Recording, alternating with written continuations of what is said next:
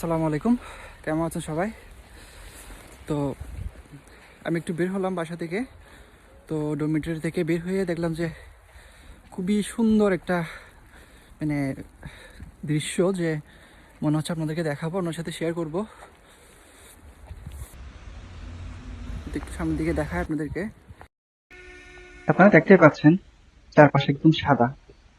রাস্তা, গাড়ি, বাড়ি সবকিছু একদম বরফে ঢেকে গেছে। এখানে শীত মানেই শুধু ঠান্ডা না, শীত মানেই তুষারপাত। রাশিয়ায় যখন ভারী তুষারপাত হয় তখন রাস্তায় চলাচল করা খুব কঠিন হয়ে যায়। গাড়িগুলা খুব ধীরে ধীরে চলে। অনেক সময় দেখা যায় ট্রাফিক একদম আটকে থাকে। কিছু জায়গায় হচ্ছে যে বাস আর ট্রাম ঠিক মতো চলতে পারে না। এখানে পায়ে হেঁটে চলাও খুব বেশি সহজ নয়। রাস্তা পিচ্ছিল হয়ে যায়।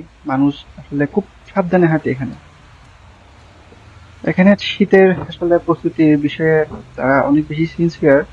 অনেকেই হচ্ছে মোটা জ্যাকেট পরে, বুট আর গ্লাভস পরে বের হয়। না হলে ঠান্ডায় টিকে থাকা এখানে খুবই মুশকিল। তবে রাশিয়ায় সবাই আসলে এটার জন্য খুবই প্রস্তুত। আপনারা দেখবেন বড় বড় মেশিন দিয়ে সবসময় বরফ পরিষ্কার করা হচ্ছে এদিক ওদিক। সারাদিন আর সারা রাত কাজ চলে। আর বিশেষ করে রাস্তার উপর বরফ যাতে গলে যায় সেজন্য আহ লবণ ছিটকানো হয়। আসলে সব কষ্টের মাঝখানে একটা হচ্ছে সুন্দর দিক আছে এখানে। তুষারপাতের পরে দেখা যাচ্ছে আপনার রাস্তাগুলো দেখতে খুবই অসাধারণ লাগে।